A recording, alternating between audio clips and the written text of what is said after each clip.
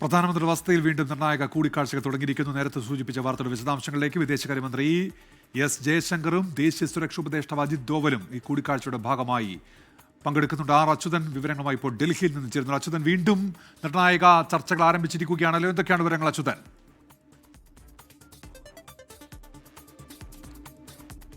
ഉന്മേഷ്, പ്രധാനമന്ത്രി നരേന്ദ്രമോദിയുടെ വസതിയിലാണ് വീണ്ടും നിർണായക കൂടിക്കാഴ്ചകൾ ഇപ്പോൾ നടക്കുന്നത്. ഇതിൽ കരസേനാ മേധാവി ജനറൽ ഉപേന്ദ്ര ദ്വിവേദി, അതുപോലെ തന്നെ വിദേശകാര്യമന്ത്രി എസ് ജയശങ്കർ, ദേശീയ സുരക്ഷാ ഉപദേഷ്ടാവ് അജിത് ഡോവൽ തുടങ്ങിയവരാണ് ഇപ്പോൾ നിലവിലെ ഈ കൂടിക്കാഴ്ചയിൽ പങ്കെടുക്കുന്നത്. ഇന്ന് രാവിലെയും പ്രധാനമന്ത്രിയുടെ വസതിയിൽ കൂടിക്കാഴ്ചകൾ നടന്നിരുന്നു. കേന്ദ്ര ആഭ്യന്തരമന്ത്രി അമിത്ഷായും പ്രതിരോധ മന്ത്രി രാജ്നാഥ് സിംഗ് ഉൾപ്പെടെയുള്ളവർ പങ്കെടുത്തുകൊണ്ടായിരുന്നു കൂടിക്കാഴ്ച. ഇന്നലെയും സമാനമായ രീതിയിൽ സേനാ മേധാവികളെ വിളിച്ചുകൊണ്ടും ഒരു കൂടിക്കാഴ്ച നടത്തുകയും ഈ വിഷയത്തിൽ പഹൽഗാമിന് വേണ്ട തിരിച്ചടി നൽകുന്നതിന് സേനകൾക്ക് പൂർണ്ണ സ്വാതന്ത്ര്യം നൽകുകയും ചെയ്തതായി പ്രധാനമന്ത്രി അറിയിക്കുകയും ചെയ്തു. എന്തായാലും നിലവിൽ ഇപ്പോഴും ഇതുമായി ബന്ധപ്പെട്ടിട്ടുള്ള കൂടിക്കാഴ്ചകൾ നടന്നുകൊണ്ടിരിക്കുകയാണ്.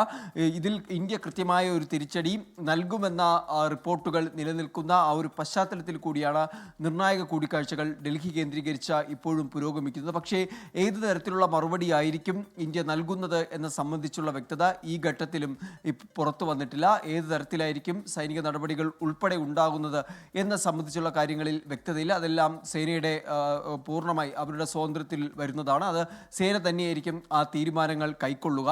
എന്തായാലും ഇന്ന് പലതരത്തിലുള്ള മാറ്റങ്ങൾ ഇതുമായി ബന്ധപ്പെട്ട് കേന്ദ്ര സർക്കാർ വരുത്തുകയുണ്ടായി. ദേശീയ ഉപദേശക സമിതി പുനഃസംഘടിപ്പിക്കുന്ന ഒരു സാഹചര്യമുണ്ടായി.